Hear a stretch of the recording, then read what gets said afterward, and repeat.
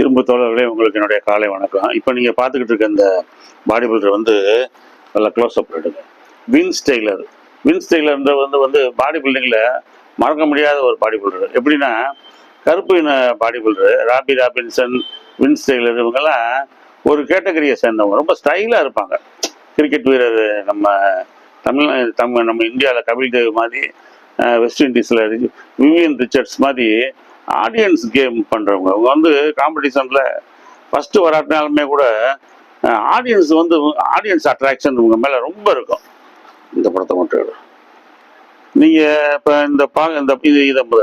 இதை நீங்கள் பார்க்குறீங்க. இப்போ நான் ஏற்கனவே சொல்லியிருக்கேன், அமெரிக்காவில் யூரோப்பில் உள்ள எல்லா பாடி பில்டர்ஸுமே, எல்லா இளைஞர்களுமே முதல்ல வந்து அவங்க வந்து ஃபுட்பால் விளாடுவாங்க, ரெண்டாவது பேஸ்பால் விளாடுவாங்க. இதுதான் பேஸ்பால்.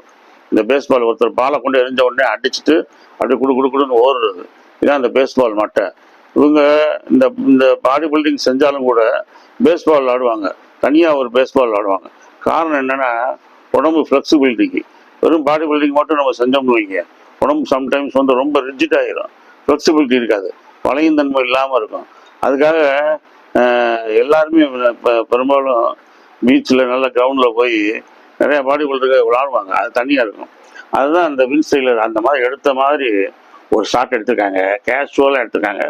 ரொம்ப அருமையான பாடி பில்டருங்க, ரொம்ப அருமையான பாடி பில்டர்.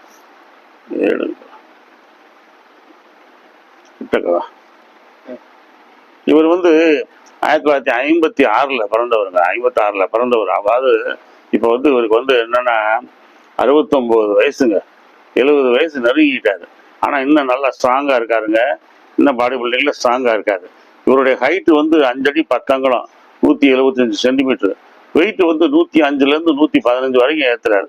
ஆனால் ரொம்ப ஹெவியாக ஏற்றலை. யார் மாதிரி? ரோனி கோல்மன் மாதிரியெல்லாம் ஏற்றலை. இவர் ஒரு டைமில் இவருடைய இந்த ஸ்கெட்சை பாருங்க, ரொம்ப பியூட்டிஃபுல்லாக கொடுத்துருப்பாரு. அப்டமன்னு, ஃப்ரண்ட் லெக்கெல்லாம் பாருங்க, எங்க இருந்து வருது பாருங்க. அதனாலதான் இந்த ட்ரங்க் பாருங்க, சின்ன ட்ரங்க். ஒரு காலத்துல அர்னால்டு மாதிரி ஆளுகள்லாம் ட்ரங்க் வந்து ரொம்ப ட்ரௌசர் சார்ட்ஸ் மாதிரி போடுவாங்க, ஸ்விம்மிங் சார்ட்ஸ் மாதிரி. அப்புறம் பாடி பில்டிங்ல வந்து ட்ரங்க் வந்து ஒரு சின்ன கர்ச்சிப் மாதிரி ஆச்சு. அது என்ன ரிசல்ட்னா, அந்த லெக்கில் உள்ள எல்லா கட்ஸும் தெரியறதுக்காக தான். பாருங்க, இந்த ஃப்ரண்ட் தைஸ் எப்படி தெரியுது பாருங்க. அதுக்காகத்தான் இந்த மாதிரி சின்ன ட்ரங்கை போடுறது. இவர் வந்து மிஸ்டர் ஒலிம்பியாவே வாங்கக்கூடிய சான்ஸ் இருந்துச்சு இவருக்கு ஒரு டைம்ல. இவர் டிராவல் பண்ண பஸ்ல சூட்கேஸை வச்சிருந்தாரு. அந்த சூட்கேஸை வேகமாக இழுக்கும்போது அது வந்து இவர் கண்ணில் குத்திருச்சு. அப்புறம் கண்ணில் வந்து ஒரு சர்ஜரி பண்ணார், வெயில் போட்டிருந்தார் கண்ணில். நம்ம அந்த அரவிந்த் ஹாஸ்பிட்டல்லாம் கண் ஆப்ரேஷன் பண்ணவங்க ஒரு தரம் மாதிரி போட்டிருப்பாங்க, சூரிய ஒளி படாதபடி. அது மாதிரி இவர் போட்டிருந்தாரு. கொஞ்சம் பிரேக் ஆயிடுச்சு. அதனால என்னன்னா, லீக நிம்மதி ஆளுகள்லாம் தொடர்ந்து ஜெயிக்கிறதுக்கு இவர் ஒரு வாய்ப்பை கொடுத்துட்டாரு. இல்லைன்னா இவர் வந்து நல்லா ஜெயிக்க முடியும். இவர் என்னன்னா ஒரு சாதனையாளர்னா, மிஸ்டர் ஒலிம்பியால 2 டைம்ஸ் தேர்டு வந்தார். 89லையும் 93லையும் 2 டைம்ஸ் தேர்டு வந்தார்.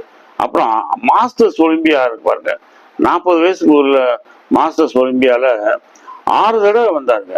6 தடவை மாஸ்டர்ஸ் ஒலிம்பியா வந்தாருன்னா உடம்பு எப்படி இருக்குன்னு பார்த்துக்குங்க. ரொம்ப அட்டகாசமான பாடி பில்டர் இந்த வின்ஸ் டெய்லரு.